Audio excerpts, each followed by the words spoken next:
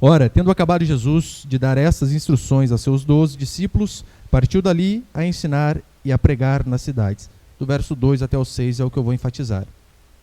Quando João Batista aqui, quando João ouviu do cárcere falar das obras de Cristo, mandou por seus discípulos perguntar-lhe: És tu aquele que estava para vir, ou havemos de esperar outro? E Jesus respondendo disse-lhes: Ide e anunciai a João o que estáis ouvindo e vendo. Os cegos veem, os coxos andam, os leprosos são purificados, os surdos ouvem, os mortos são ressuscitados, e aos pobres está sendo pregado o evangelho. E bem-aventurado é aquele que não achar em mim motivo de tropeço. Até aí, tá bom, meus irmãos?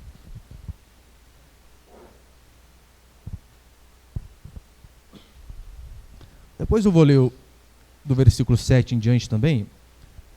Mas aqui, o tema da minha pregação hoje é magoados com Deus. E nós vemos isso nitidamente na frase de João Batista. Nós vemos isso nitidamente na vida de João Batista. Lembrando, qual era o contexto da vida de João Batista? Tinha profecia a respeito dele, de que ele viria e ele antecederia o Messias. Ele viria para preparar os caminhos do Senhor. E de fato acontece. Ele vem, prepara os caminhos do Senhor com a pregação do Evangelho, para que Jesus pudesse vir depois dele. João Batista era tão homem de Deus, tão fiel à missão que Deus tinha dado a ele, que ele falava a verdade, de fato, custe o que custar. Lembra que João Batista ele foi preso por conta de chegar diante do rei e dizer: não te é lícito possuir a mulher de teu irmão. Meu irmão Herodes mandava em tudo. E João Batista, corajoso, diferentemente de muitos hoje, corajoso, chega e diz: é pecado o que você está fazendo, não é lícito, isso é adultério, Deus abomina. Então, por conta da sua fidelidade a Deus, ele foi preso. João Batista não era um homem qualquer. Diz a Escritura que ele era o maior dentre os homens nascidos de mulher até aquela época. E isso não foi o que as pessoas disseram a respeito dele, o que o próprio Cristo afirmou: dos nascidos de mulher não há nenhum maior do que João. Só que nós vemos que por conta de ser fiel a Deus, parece que ele se enfiou em enrascadas terríveis. Você percebeu que às vezes a nossa fidelidade a Deus parece que nos leva para o meio da tempestade? Se você continuar a sua vida lá no seu trabalho, onde você estiver, da forma secular, como você sempre viveu, é bem provável que você não tenha problemas. Mas se você decidir ser fiel a Deus, assim como João foi, é bem provável que talvez você passe por muitas tribulações. Não são poucas, muitas. E então João Batista, por conta da sua fidelidade, passou por momentos difíceis. E a nossa fidelidade pode também nos levar a situações complicadas. Certa feita diz a Escritura que os discípulos estão com Jesus Cristo. E Jesus diz: tomem o barco e vamos para tal cidade.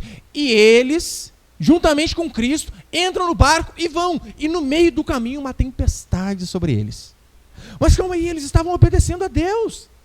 O próprio Cristo estava no barco com eles. Mas mesmo assim passaram por tempestade. João Batista aqui estava apenas obedecendo o que o Senhor mandou. E por conta da sua fidelidade foi preso e consequentemente acabou morrendo.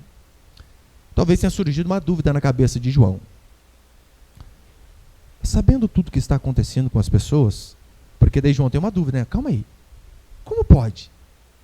Eu, fiel a Deus, nessa situação, eu estou ouvindo que ele está curando enfermo, ressuscitando morto, dando vista aos cegos, pregando o evangelho para quem precisa. E eu aqui nessa situação, então ele tem uma dúvida, calma aí, será que de fato ele é Deus mesmo? E então ele pega os seus discípulos e manda eles irem até Jesus e perguntar: és tu o Cristo? Ou devemos esperar outro? João Batista aqui, ele não estava em dúvida a respeito de que se Jesus era Deus ou não. Não estava. É bem provável que João Batista aqui estava magoado com Deus por conta da vida dele estar ruim. É bem provável que ele estava chateado, com raiva, bravinho com Deus, por conta das coisas não andarem do jeito que ele queria que andasse, porque ele não tinha dúvida de que de fato Jesus era Deus. Olha o que diz a Escritura em João, capítulo 1, verso 32. E João testemunhou, João Batista, dizendo, aqui, lembra, ele tinha acabado de batizar Jesus Cristo, Jesus sai das águas do Jordão, e ele vê o Espírito Santo descendo sobre a vida dele, em forma de pomba, e uma voz do céu dizendo, e olha o que diz, e João testemunhou dizendo, viu o Espírito descer do céu como pomba pousar sobre ele, Eu não o conhecia. Aquele, porém, a quem me enviou a batizar com água, me disse: aquele sobre quem vires descer e pousar o Espírito, esse é o que batiza com o Espírito Santo. Pois eu, de fato, vi e tenho testificado que ele é o Filho de Deus. Você percebeu que ele não tinha uma dúvida em relação a Jesus Cristo, se ele era Deus ou não? Ele sabia que era. Ele, na verdade, estava bravinho, estava magoado com Deus, porque como pode acontecer isso na minha vida e com os outros não? E João Batista, ele de fato tinha pregado o que Deus tinha ordenado, e as pregações de João Batista eram pregações duras. Tanto é que no Evangelho de Mateus, capítulo 3, ele diz assim para as pessoas: raça de víboras, chamando as pessoas de cobre, dizendo: arrependam-se dos seus pecados. Era esta mensagem que o próprio Deus tinha mandado ele pregar, dizendo: olha, prega essa mensagem que depois de ti virá o meu filho.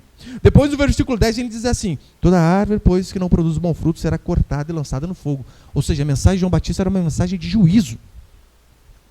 O que tinha na cabeça dele? Olha, se a minha mensagem é uma mensagem de juízo e condenação, é claro, aquele que vier depois de mim, aquele que de fato é digno, vai continuar com a mesma mensagem. Só que parece que ele vê que Jesus Cristo prega uma mensagem diferente da dele. Como assim? Eu prego um Deus irado com o pecado, agora vem esse Jesus e prego Deus, paz e amor? Tem alguma coisa errada, ou eu ou ele. Não, nenhum dos dois estavam errados. A diferença é que João Batista ele não conseguiu discernir que as suas pregações eram para um futuro. Que de fato Deus virá julgar a todos, como diz a Escritura. Mas Jesus Cristo, ele veio sim para curar os enfermos, para dar vista aos cegos, para fazer o bem àquelas pessoas, libertar os cativos. Então João Batista ele teve uma dúvida: olha, se você mesmo é o Messias, o libertador, porque um dos novos Messias é isso, o libertador. E João Batista está preso. Ora, nada mais justo do que, se ele liberta, eu estou preso e eu sou fiel a ele, liberte a mim. Qual foi a resposta de Jesus? Foi uma resposta que deixou João Batista muito mais angustiado. Ele disse: olha o que as pessoas dizem. Cegos enxergam, leprosos são curados, tem feito muitas coisas na vida de muitas pessoas, mas na sua não. Será que é por isso que ele ficou bravo? Quantas vezes nós não nos vemos chateados dessa maneira? Deus parece sempre que vai chover na horta do vizinho e a nossa aparece o Nordeste, seca que só vento. Nós nos esforçamos, nos batalhamos com toda a nossa força, mas parece que Deus faz na vida do outro, não na nossa. Às vezes tem lá no seu trabalho um ímpio ladrão que passa a perna no patrão, faz tudo errado. Aí na hora de mandar uma pessoa embora, quem é mandado embora é você, o crente. O que fazia de tudo, perto e longe do patrão, para que de fato as coisas ocorressem da forma mais correta possível. É você ver talvez o ímpio, o ladrão, parece que a vida dele vai de vento em polpa. E a sua parece que só piora. É você ver a vizinha que é uma piriguete. O marido sai para trabalhar, mas passa 10 minutos, chega a 3 no portão. O seu filho fica doente, o dela está saudável. E às vezes a nossa cabeça parece que começa a não entender. Como pode? Alguém trapaceiro, o cara que dá tombo nos outros, dá calote nos outros. O cara maldoso, a cada dia está com um carro mais novo. E eu há 10 anos com meu Fusca. Nada contra Fusca, acho que ninguém aqui tem Fusca, né? O Escort, é mais fácil falar, né? Não tem problema. Às vezes você fica indignado. João Batista, ele podia pensar assim: olha, se Jesus respondesse: olha, eu não sou Jesus Cristo, eu não sou Deus, eu não tenho todo o poder, eu não sou o Messias, talvez João Batista ficasse mais aliviado, porque, olha, ele até queria me ajudar, mas ele não pode, né, fazer o quê? Não, Jesus Cristo disse: eu sou. E mesmo assim, não fez na vida dele. A nossa fé, por vezes, vai trazer dúvida à nossa mente, sabia disso? Martin Lloyd Jones diz isso, que a dúvida não é incompatível com a fé. Tem horas que a nossa mente não consegue entender os caminhos do Senhor. Mas não quer dizer que a nossa fé é inválida. Quer dizer que estamos passando por um momento da qual nós não o entendemos. Jesus, de fato, é todo poderoso. Essa é a nossa fé. É nisso que nós cremos. Daí vem a dúvida. Se ele é todo poderoso, por que ele permite o sofrimento na vida de alguns? Por que ele permite que a morte, a injustiça e a dor às vezes nos acompanhem durante um longo período da nossa vida? Por que Deus permite circunstâncias ruins acontecerem comigo? E quando você fica fazendo muito essas perguntas e você não entende o porquê das coisas, a primeira coisa que acontece é você ficar chateado com Deus. Você fica bravo com Deus. Normalmente em velório a gente costuma ver isso. Deve ser de fato uma dor muito grande. Alguns especialistas dizem que a maior dor do ser humano é a perda de um filho. Daí está lá, o filho morre, algo terrível. Daí a mãe, o pai, fica lá, como pode o Senhor levar meu filho? Você está ficando bravo com Deus, é isso que eu estou entendendo? Ele é o ser junto, criatura. Olha com quem você está falando. Então um monte de dúvida começa a vir na nossa mente. Se Jesus é Deus e bom, por que determinadas coisas acontecem? E às vezes o fato de Deus ser bom acaba se tornando uma pedra de tropeço para mim e para você. E quando eu e você podemos ficar magoados com Deus? Eu quero passar só 3 princípios aqui essa manhã. Quando que nós podemos ficar magoados com Deus? Primeiro, quando nos achamos dignos demais. Eu não sei se era o caso de João Batista, mas João Batista podia cantar aquela musiquinha. Esse cara sou eu. Ele era o cara. Sim. Quem dizia isso a respeito dele? Jesus Cristo. Jesus Cristo disse isso a respeito dele. Olha, dos nascidos de mulher, ninguém é maior do que João Batista. É um erro quando nós nos achamos bons. Isso é pecado, é arrogância, é orgulho. Mas não há nenhum problema se alguém acha isso de nós. Muito menos se Deus achar isso de nós. Foi assim que aconteceu com Davi. Davi era o homem segundo o coração de Deus. Esse era o testemunho das pessoas? Não, era o testemunho do próprio Deus. Deus olhava para ele e dizia, olha, Davi é o homem segundo o meu coração. Foi a mesma coisa com Jó. Jó não era orgulhoso e arrogante daquilo que ele tinha, que ele possuía, do que ele era. Mas Deus testemunhava a respeito dele. Lembra quando Deus disse para o diabo? Olha, meu servo Jó, ninguém é tão fiel quanto ele. Então não há problema das pessoas nos elogiarem. Temos que tomar cuidado com Provérbios, capítulo 27, que diz assim, deixa que outros te elogiem, e não a tua própria boca, outros e não os teus lábios. O pecado é nós acharmos que somos bons demais, e por conta disso, acharmos que somos dignos de determinadas coisas. Quando nos achamos dignos demais, não adianta. Caímos no pecado. João Batista podia pensar assim, olha, calma aí. Jesus Cristo curou leprosos. Pessoas mal agradecidas que nem voltaram para dizer obrigado. De 10, apenas um voltou. Ele podia ficar bravo pensando, mas calma aí, o Senhor não multiplicou os pães lá? Olha o tanto de gente que foi atrás do Senhor. Cadê esse povo agora? Todo mundo sumiu. O pessoal só estava querendo encher a barriga. E de fato era isso. As pessoas queriam apenas encher a barriga. Agora, Senhor, todo mundo foi embora, mas eu permaneço aqui, fiel a Ti. E eles sumiram. Como o Senhor faz na vida deles, não faz na minha vida? Eu mereci algo melhor. Não é muitas vezes assim que nós nos colocamos? Às vezes vemos o vizinho prosperar, em contrapartida, a nossa vida parece que piora.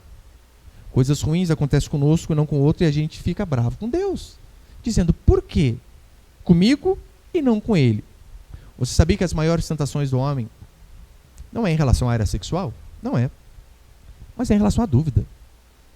É o diabo o tempo todo lançando dúvidas na nossa cabeça. Calma aí. Você é crente. Se você é crente, você é filho de Deus. Se você é filho de Deus, Deus te ama. O seu filho está doente, rapaz? Como assim? Tem corte na empresa e você é mandado embora? Como assim? O casamento da vizinha vai de vento e popa e o seu está horrível? Lembra Jesus na tentação do deserto? Ele 40 dias sem comer e o diabo chega diante dele e diz, se tu és filho de Deus... Percebeu que o diabo, a tentação foi justamente em relação à filiação? Você é filho mesmo? Hã? É? Não sei não, hein? Não é isso que vira e mexe acontece conosco? Será que eu sou crente de verdade? Será que Deus me ama? Já teve essa crise? Ai, Senhor, o Senhor não me ama. O que está acontecendo na minha vida?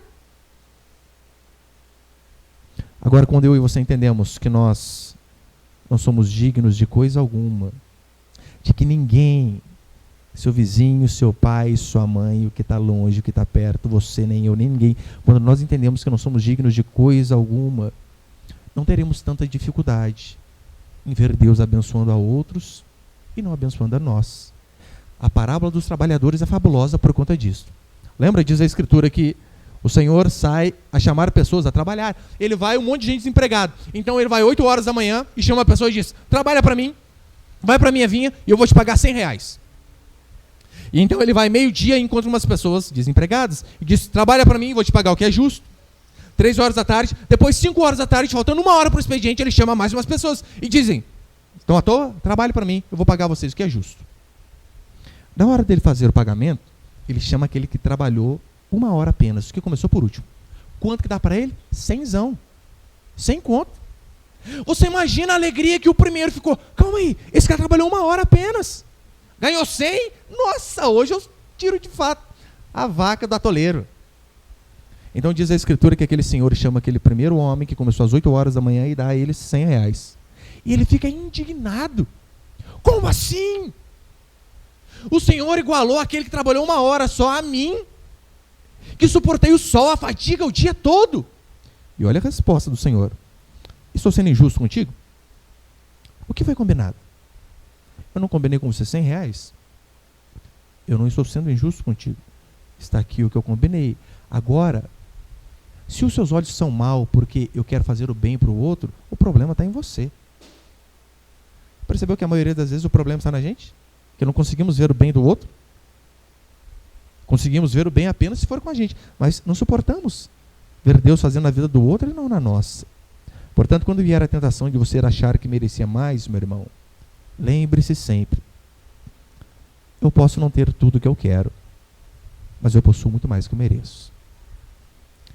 Eu posso não ter alcançado tudo que eu queria, mas em vista do que eu merecia, eu estou no lucro. É por isso que quando alguém pergunta para mim: pastor, está tudo bem com você? Eu sempre falo: melhor que mereço. E não é um chavão. Porque de fato nós precisamos entender isso. Olha a diferença de Paulo e João Batista. Paulo foi preso, igual João. Decapitado, igual João. Sofreu demais. A diferença é que Paulo, na sua primeira prisão, em vez de estar lá murmurando: cadê o Deus que não me salva? Ele cantava, louvava ao Senhor. E depois, na sua segunda prisão, onde ele saiu dali para o cemitério, se é que foi enterrado, saiu dali para a morte, no final da sua vida, ele glorifica a Deus. Fiel é a palavra e digno de toda aceitação, que Cristo Jesus veio ao mundo salvar os pecadores, dos quais eu sou o principal. A coroa da justiça está sendo preparada, não apenas a mim, mas todo aquele que ama a Cristo Jesus. Consegue ver a diferença? A situação é a mesma. Um sabe o que merecia, o outro não conseguiu entender, infelizmente. Na primeira carta de Pedro, capítulo 4, Pedro vai dizer assim: pelo contrário, alegrai-vos na medida em que sois coparticipantes das alegrias de Cristo. É das alegrias? É nada. Alegrai-vos na medida que sois coparticipantes dos sofrimentos de Cristo, para que também na revelação de sua glória vos alegreis exultando. Ou seja, até na dificuldade, por conta de sua fidelidade a Deus, se alegre. Agora, pessoas que se acham boas demais, que acham que sempre mereciam mais, nunca vão se contentar com nada. Agora, pessoas que sabem que são pecadoras, meu irmão, tudo que vier é lucro. Imagina o seguinte: você é um milionário e você vai pegar um avião, primeira classe, óbvio, de São Paulo para o Amazonas. Em primeira classe você come camarão com molho, filé mignon e um monte de coisa. Em contrapartida, tem um rapaz que ele preencheu o cupom no supermercado e ganhou uma viagem também, para o mesmo lugar que você ia. E o cara ganhou viagem comercial, junto com o povão todo lá.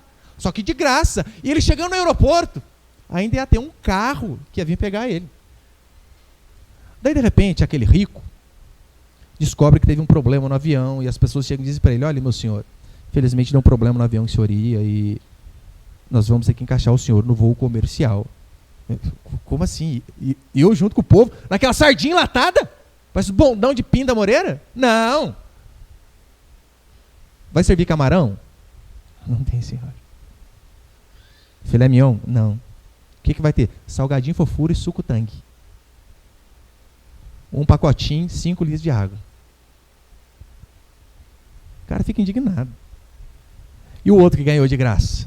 Cara, que fofura, dá de cebola. Isso é maravilhoso. Eu gosto mais desse. De graça. É nós mesmo. Por quê? Ele sabe que ele não merecia nada. O que vier para ele é lucro. Agora aquele que era digno de alguma coisa, qualquer coisinha o faz ficar chateado. Mas segundo princípio, quando esquecemos o tamanho de Deus. Isaías capítulo 55 vai dizer assim: porque assim como os céus são mais altos do que a terra, assim são os meus caminhos mais altos do que os vossos caminhos, e os meus pensamentos mais altos do que os vossos pensamentos. Olha o que ele diz: o seu pensamento não se compara ao meu ser humano mortal. Você consegue imaginar um inseto entender a mente de Albert Einstein? Não tem a possibilidade. É uma comparação bem ridícula. Mas também não há a mínima possibilidade de nós entendermos os desígnios do Senhor. Porque vai ter horas que você vai perguntar: por quê? Por quê? Por quê? Sabe qual é a resposta que você vai ouvir? Nenhuma, um silêncio. Porque a sua mente não capacita, não é capacitada para entender aquilo ali. Porque nós somos falhos, limitados, o pecado cegou a gente. E também fez com que o nosso entendimento diminuísse. Agora queremos entender tudo e nem sempre conseguiremos. Por que Jesus cura alguns leprosos e deixa que alguns servos fiquem na cadeia? Eu não sei. Por quê que às vezes desgraças acontecem com pessoas boas? Não sei. Eu li uma revista uma vez, de uma igreja que eu conheço, isso é fato, de um pastor que ele estava vindo, acho que de Goiânia, São Paulo, ou indo de São Paulo, Goiânia, vindo de Goiânia, São Paulo. Ele, a esposa e 2 filhas. E ele teve um acidente no meio da estrada. E ele, depois de não sei quanto tempo, acordou no hospital e viu que no quarto só estava ele. Então ele, ufa, menos mal só eu estou aqui.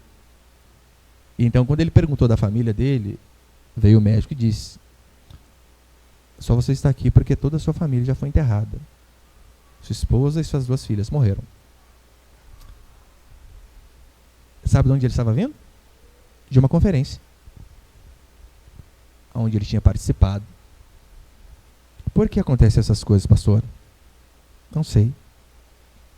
Mas uma coisa eu sei: o sofrimento, a dor, a perda, o luto não fazem Deus deixar de ser Deus de forma alguma. Uma vez eu estava num pequeno grupo, por isso que é uma bênção um pequeno grupo, desafiamos você que não faz parte, faça. É maravilhoso. Estávamos em um pequeno grupo. Eu lembro que numa semana tinha um rapaz que estava com um problema na prefeitura, alguma coisa assim, um processo, 4 anos se arrastando. Ele disse: olha, eu queria que vocês orassem pelo meu processo. Meu irmão, o pequeno grupo, se não me engano, foi na terça, na quinta-feira a prefeitura chegou e reformou toda a casa dele, que era um processo que ele tinha há anos já. Na semana seguinte tinha uma irmã que estava conosco, e a irmã dessa irmã estava no hospital, a irmã crente, a irmã dela também crente, e a irmã dela com câncer no hospital, e ela disse para nós: olha, eu queria que nós orássemos também pela vida da minha irmã, porque ela é nova, não tinha nem 40 anos, e eu creio que Deus é poderoso para salvar, para curá-la. Oramos na terça, na quarta a mulher morreu. Na semana seguinte, eu pensei: essa irmã não vai nem aparecer no pequeno grupo, né? Não é que a irmã foi? E na hora do louvor, ela quietinha, orando, triste. Na hora que nós começamos a compartilhar, eu nem perguntei para ela se ela queria falar alguma coisa, né? Nós compartilhando, eu queria falar. E eu lembro que foi uma das vezes que a minha vida mais foi edificada, foi ouvir uma irmã compartilhando sobre o que Deus era. E ela dizendo: olha, eu não sei porque Deus levou a minha irmã. Eu queria muito que ela não fosse. Mas o fato de ele ter levado a minha irmã não fez Deus deixar de ser Deus.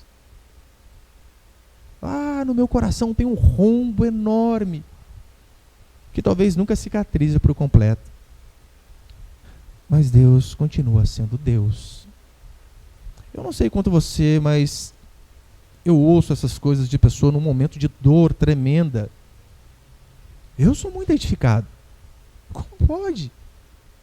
Alguém em meio a uma tragédia terrível, perdeu uma irmã que não tinha nem 40 anos. Dizer: Deus continua sendo Deus. Sabe por quê? Deus é transcendente. Tem coisas que nós não vamos entender. Só na glória. Na glória, de fato, é por isso que nós precisaremos de toda uma eternidade com o Senhor, porque o Senhor vai abrir os nossos olhos para que nós venhamos a entender tudo o porquê das coisas que aconteceram conosco. Portanto, meu irmão, minha irmã, Deus nos amar não significa que eu e você não podemos sofrer. E pasmem, Deus nos amar não significa que nós não podemos sofrer uma vida toda. Pastor, Deus faz isso? Às vezes acontece. Conversava com minha irmã uma vez, ela, mais de 60 anos, deficiente visual, cega de tudo, não enxerga absolutamente nada, nem vulto. E às vezes eu conversava com ela, eu chegava em casa, amarrava uma meia assim no olho. Meu irmão, ficava uns 3 minutos andando daquele jeito, dava desespero. Só para tentar me colocar um pouco no lugar dela, não aguentava, arrancava, não dá não. E ela ficou cega com 7 anos. Por conta de uma brincadeira de criança lá com os primos dela, se eu não me engano. 7 anos, depois de mais de 6 décadas, continuava cega. Casou, mesmo deficiente visual. O marido dela batia nela. O filho dela não ligava para ela. Os parentes dela não ligavam para ela. E ela conversando comigo, mas conseguia chorar. Ela dizendo para mim: pastor, por que minha vida é assim? Por que tanto sofrimento? Desde os 7 anos, olha a minha vida. Eu disse para ela: irmã, eu não consigo explicar para você o porquê disso. Eu não consigo explicar para você o porquê você não enxerga. Tem a parte boa, tem muita desgraça que ela não vê que nós vemos. Mas eu disse para ela: olha, eu não sei o porquê os seus olhos estão fechados desde os 7 anos, mas uma coisa eu tenho certeza: um dia os seus olhos vão se abrir diante do Rei da Glória. E você, assim que você o contemplar, você vai esquecer todos os seus 60 e tantos anos de sofrimento, toda uma vida de angústia. Você não vai nem lembrar pelo simples fato dos seus olhos se abrirem diante do Senhor. E é nisto que você precisa se apegar. E a mesma coisa em relação a mim e a você. Não devemos fixar raízes apenas aqui. Eu sei que aqui, infelizmente, podemos sofrer sim, mas não devemos esquecer que os pensamentos de Deus são muito maiores do que os nossos. Às vezes nossa mente não consegue entender o porquê. Por que fulano morreu cedo? Por que o outro ficou doente? Por que aconteceu isso comigo? Por que meu marido me traiu? Por que minha esposa foi embora? Eu não sei. Mas de fato eu sei que Deus continua sendo Deus. Às vezes o sofrimento parece aquela bezetacil dolorida no corpo. Já tomou aquela injeção, né? Um pedacinho do inferno aquela injeção. Mas que cura a alma. Que lá na frente vai nos fazer um bem danado. Paulo preso. Toda uma vida também de sofrimento depois que se converteu. Mas louvado seja Deus por prender Paulo, pastor masoquista, porque não era o Senhor, né? Sabe por que nós temos que louvar a Deus pela prisão de Paulo? Meu irmão, Paulo andava mais que muita mulher por aí. É o dia inteiro andando. 3 viagens missionárias, mais a viagem a Roma. Quando que ele ia achar tempo para parar e escrever as cartas para a gente? Deus, rapaz, eu tenho que dar um jeito esse homem. Pá, prende. E a maioria de suas cartas saiu da cadeia. Louvado seja Deus. Dostoiévski, um escritor russo, disse que ele começou a ler a Bíblia na cadeia, e na cadeia que ele teve um despertamento espiritual.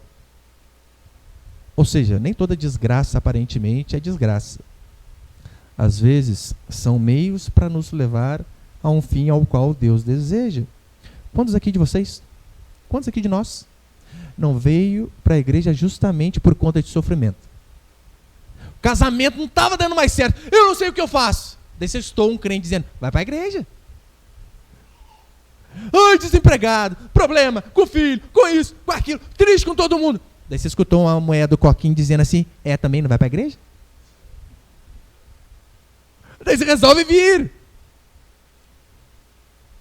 Nós todos, a maioria. Já viu aquele papinho? Você veio para Cristo pelo amor ou pela dor? Meu irmão, não existe isso. Todo mundo vem pela dor. Todos. Eu nunca vi um cara. Vê se aqueles petistas que ganharam milhões na Mega Sena lá foram para a igreja. Vai nada. Você já viu alguém que ganhou na Mega Sena e disse: agora eu vou para a igreja, que é a primeira coisa que eu quero fazer, dar o dízimo disso aqui que eu ganhei, aleluia. Você vê? Vê nada. A gente vem por conta do sofrimento. O sofrimento às vezes faz bem, é para nos colocar no prumo. Você pode achar que talvez a falta de dinheiro, de reconhecimento, de um companheiro, de uma pessoa, a perda de alguém é apenas desgraça. Não é. Às vezes é Deus movendo os seus pauzinhos para que dessa forma você o conheça. Cristãos, infelizmente, eles têm a opinião seguinte, que Deus, para ser Deus, para ser bom, ele precisa sempre nos livrar de todo o mal. Não pode deixar coisa nenhuma acontecer conosco, que citam o Salmo 91 de forma errada. 1000 cairão ao teu lado, 10.000 à tua direita, você jamais será atingido. E citam Sadraque, Mesaque e Abednego. Olha o que Deus fez na vida deles, Deus os livrou. Livrou? Sim, louvado seja Deus. Da mesma forma com Daniel. Lembra Daniel? Na cova dos leões, o Senhor livrou? Livrou. Deus pode usar essas coisas? Claro que pode. Uma vez eu vi uma história muito interessante. O rapaz, ele estava numa ilha, seu barco naufragou, e ele sozinho, na ilha, desesperado, dias já, e de repente ele fez uma cabaninha para se proteger da chuva, do sol, e ele saiu para tentar caçar alguma coisa, para tentar comer frutas ou algo parecido. E começou uma tempestade. E quando ele estava voltando para sua cabana, ele viu um raio acertar o meio da cabana e a cabana começar a pegar fogo. Pensa no homem bravo. Senhor, a coisa que eu tinha acabou, virou fumaça. Literalmente. Então passaram-se algum tempo, algumas horas, encosta um enorme navio perto daquela ilha. Ele, louvado seja Deus, e perguntou, mas como vocês me viram aqui? Nessa ilha que ninguém vê. E a resposta do capitão foi a seguinte: você não fez sinal de fumaça? Nós vimos sinal e viemos te salvar. Consegue perceber que às vezes nem toda desgraça é desgraça? Às vezes é para Deus nos levar a algo melhor. É verdade, Deus livrou Sadraque, seus amigos, livrou Daniel. Mas às vezes Deus não livra. Deus deixa de ser Deus? Claro que não. Jesus orou, Pai, se possível passa de mim esse cálice. Não passou. Paulo orou na cadeia. Ele morreu como herege. Tiago morreu decapitado. Com João Batista foi a mesma coisa, morreu de forma trágica. Agora, Deus é tão grande que ele pode usar qualquer coisa para fazer com que nós venhamos a recorrer a ele. Inclusive o luto, a morte e a tristeza. E terceiro, e último princípio para encerrar, de quando nós podemos ficar magoados com Deus.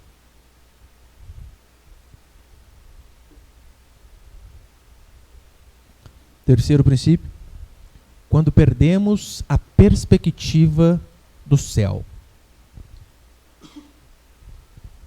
Se você vive apenas com os olhos nesta terra, se esquecendo que isso daqui é passageiro e que o Senhor tem uma vida eterna para nós, se você tira os olhos do céu, é bem provável que você seja uma pessoa frustrada aqui na terra.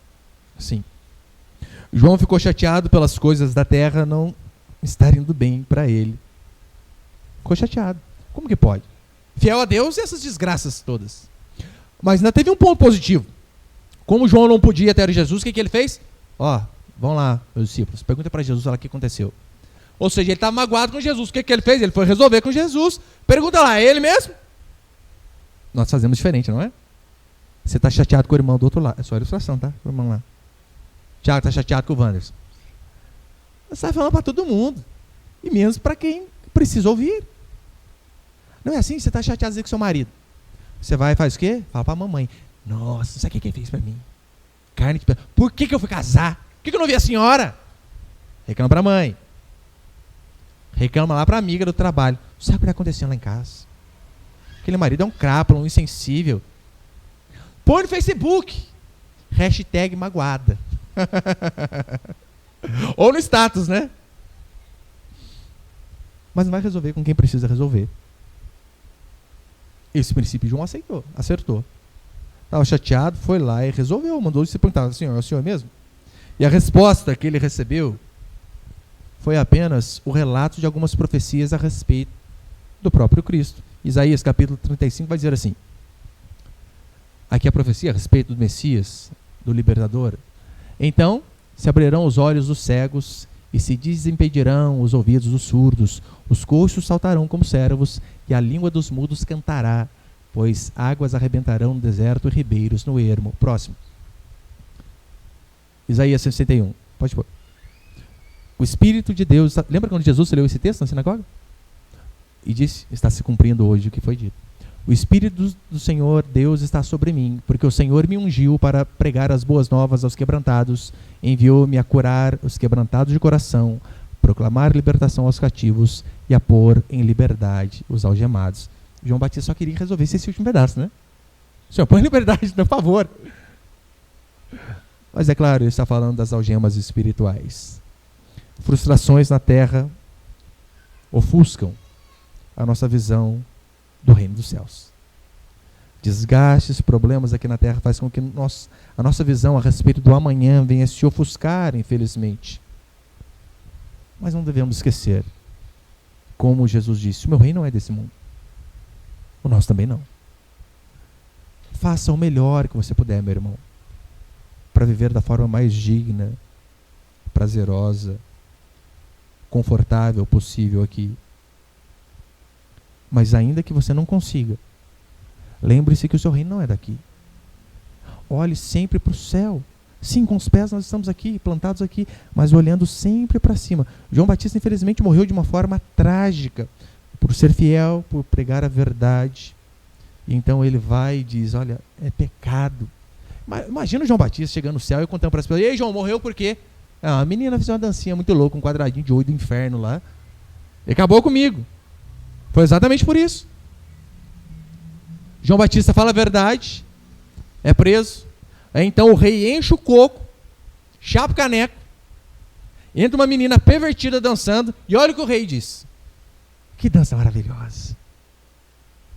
O que você quer, menino? Se pedir até metade do meu reino, eu dou. Meu irmão, metade do reino. E ela vai à mãe dela, a mãe dela diz assim, pede a cabeça de João Batista. A mulher, quando está furiosa, é terrível, né? Ela prefere a cabeça de um homem do que metade de um reino. Então ela vai e fala, e a cabeça de João Batista vem a ela. Triste. Ele poderia pensar assim antes de morrer. Valeu a pena servir a Deus? Morrer desse jeito? Se ele pensasse assim, ele ficaria angustiado. Se ele acreditasse que a vida é apenas esses 75 anos aqui, ele tinha motivo de sobra para dizer, não compensa servir a Deus. Não compensa ser fiel ao Senhor. Mas a questão é, quem disse que quando nós fechamos os olhos aqui é o fim? Quem disse que a nossa vida termina aqui quando findamos a nossa caminhada terrena? Isso é um engano. A nossa vida não termina numa prisão, como terminou Paulo e João. A nossa vida não termina num leito de morte. Não termina com uma enfermidade. Não termina nem com a idade, nem com a velhice. Quando nós acabamos a nossa vida aqui, é apenas uma passagem de volta para a nossa verdadeira casa. É por isso que Paulo diz, olha, se a nossa esperança em Cristo se limita apenas a esta vida aqui, somos os mais infelizes de todos os homens. Ou seja, se a sua esperança de ter uma vida boa é apenas aqui, você vai ser o mais infeliz de todos. Tenha esperança para viver bem aqui, sem esquecer que você não é daqui. Para encerrar, Romanos 8, 18, pode dizer assim, porque para mim tem por certo que os sofrimentos do tempo presente, sua vida é sofrida, você acha ou não? Esses dias eu ouvi a história de uma irmã que, meu Deus, ela falou que o marido dela, noivo, abandonou ela uma semana antes do casamento. Terrível, hein? Apanhou da mãe a vida inteira. Tentaram estuprar ela. Não conseguiu porque ela estava nos dias de mulher. Até nisso Deus é bom, tá vendo? Terrível. E recentemente estava passando por um problema sério com um filhinho pequeno. Aquelas pessoas parecem que nasceram para sofrer. Mas eu garanto que o sofrimento dela não se compara com o sofrimento de Paulo. Paulo sofreu. Você assistiu aquele filme Paixão de Cristo, que aparece Jesus tomando aquela chicotada de carne voando para tudo que é lado? Jesus tomou uma quarentena de açoites, 40 chibatadas daquela. Paulo tomou 5 vezes aquilo. Paulo foi apedrejado, dado como morto. Paulo passou por um naufrágio. Paulo era perseguido por onde ele ia. Paulo morreu sem dinheiro, sem bens alguns. Sabe o que Paulo tinha na conta corrente? A Bíblia e alguns livros, só isso. Um herege comparado com a teologia da prosperidade. Morreu sem ninguém. Ele diz, na minha primeira defesa ninguém foi a meu favor. Até os seus amigos o abandonaram no final. Mas esse homem, com todo esse currículo de sofrimento, olha o que ele diz. Porque para mim tem por certo que os sofrimentos do tempo presente não podem ser comparados com a glória a ser revelada em nós. Consegue ver porque Paulo, mesmo tomando paulada, chicotada, pedrada, se arrebentando todo, Mesmo quando ele ouviu de longe os passos daquele algoz entrando na sua cela, dentro da masmorra a qual ele estava preso, ele sabia, porque ele disse: Senhor, já estou sendo oferecido como libação. Ou seja, acabou para mim. Você consegue entender porque esse homem, mesmo diante da morte, de todo um período de sofrimento, consegue dizer isso? Que os sofrimentos do tempo presente não podem ser comparados com a glória que há de ser revelada em nós, porque ele sabia: aqui eles vão arrancar minha cabeça. Da salvação ninguém arranca. A coroa da justiça que está sendo preparada, mas ninguém arranca.